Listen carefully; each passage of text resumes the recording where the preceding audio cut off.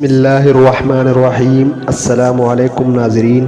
ایک دن حضرت داؤد علیہ السلام گھر میں بیٹھے ہوئے تھے۔ آپ علیہ السلام کے پاس ایک فقیر اور پریشان حال نوجوان بھی بیٹھا ہوا تھا۔ یہ جوان حضرت داؤد علیہ السلام کے پاس بہت زیادہ آتا جاتا تھا اور بہت خاموش طبع تھا۔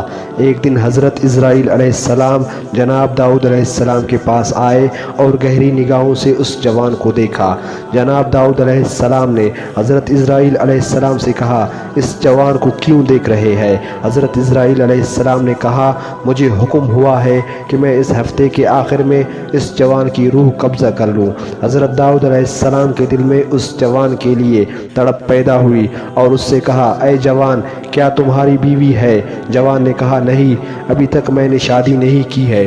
حضرت داؤد علیہ السلام نے اس جوان سے فرمایا، فلاں شخص جو بنی اسرائیل کا مشہور و معروف اور بزرگ فرد ہے، اس کے پاس جاؤ اور اس سے کہو کہ داؤد علیہ السلام تمہیں حکم دے رہے ہیں کہ اپنی بیٹی کو میری زوجہ بنا دو، پھر اس کے ساتھ شادی کرنے کے بعد رات کو اس کے پاس رہو۔ تمہاری زندگی بھر کے جتنے بھی اخراجات ہیں یہاں سے اٹھا کر لیتے جاؤ، البتہ 7 دن بعد دوبارہ میرے پاس آنا۔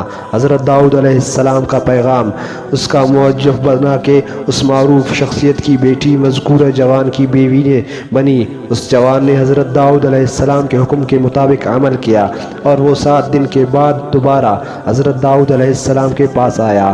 حضرت داؤد علیہ السلام نے اس سے پوچھا، اے جوان، تمہارے یہ دن کیسے گزرے ہیں؟ جوان نے کہا، یہ دن اتنے اچھے گزرے ہیں کہ پوری زندگی میں پہلے کبھی ایسے نہیں گزرے۔ حضرت داؤد علیہ السلام نے فرمایا، بیٹھ جاؤ۔ وہ بیٹھ گیا۔ وہ کافی دیر وہاں رہا لیکن حضرت اسرائیل علیہ السلام اس کے پاس نہ آئے۔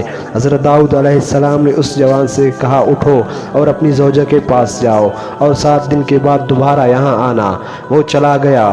7 دن گزرنے کے بعد وہ حضرت داؤد علیہ السلام کی خدمت میں حاضر ہوا۔ تیسری مرتبہ پھر حضرت داؤد علیہ السلام نے وہی حکم دیا۔ وہ 7 دن بعد پھر حضرت داؤد علیہ السلام کی خدمت میں حاضر ہوا۔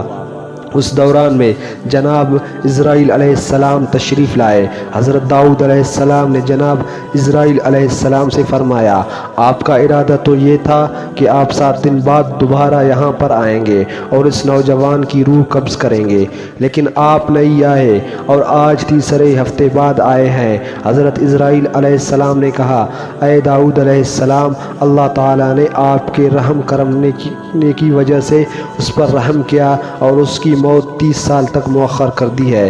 ایک دن خداوند تعالیٰ نے حضرت داؤد علیہ السلام پر وحی نازل کی کہ آپ خالدہ بنت اوس کے پاس جائے، اسے بہشت کی خوشخبری دے اور کہے کہ وہ بہشت میں آپ کی ہم نشیں ہے۔ حضرت داؤد علیہ السلام نے حکم خداوندی پر عمل کیا، خالدہ کے دروازے پر آئے اور کہا، وہ دروازے پر آئے اور دروازہ کھولا۔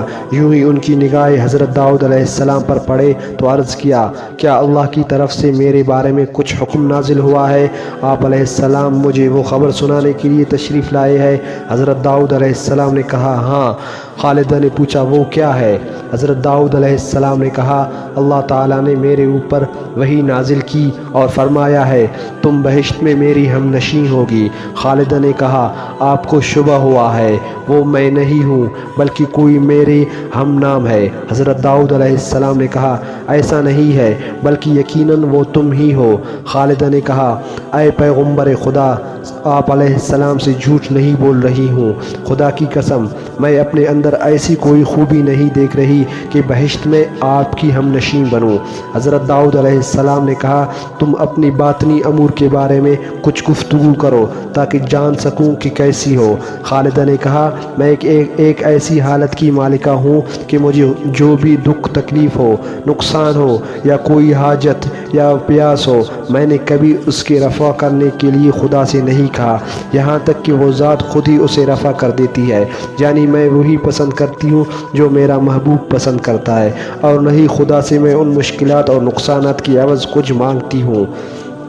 بلکہ ہمیشہ اس کا شکر بجا لاتا ہوں۔ حضرت داؤد علیہ السلام رات کے خالدہ کی بات سمجھ گئی اور اس خاتون سے فرمایا تم انہی خوبیوں کی وجہ سے اس مقام پر فائز ہوئی ہو۔ اگر آپ کو ہماری ویڈیو اچھی لگی ہے تو ویڈیو کو لائک کریں اور مزید اس طرح کی ویڈیوز دیکھنے کے لیے ہمارے چینل کو سبسکرائب کریں۔